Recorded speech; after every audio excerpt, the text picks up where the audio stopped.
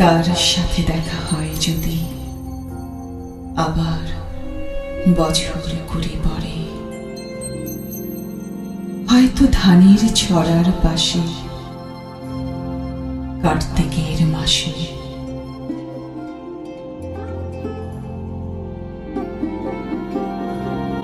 তখন সন্ধ্যার কাক ঘরে ফেরে, তখন হলুদ নদী নরম নরম হয় স্বর কাশ হুগলায় মাঠের ভেতরে।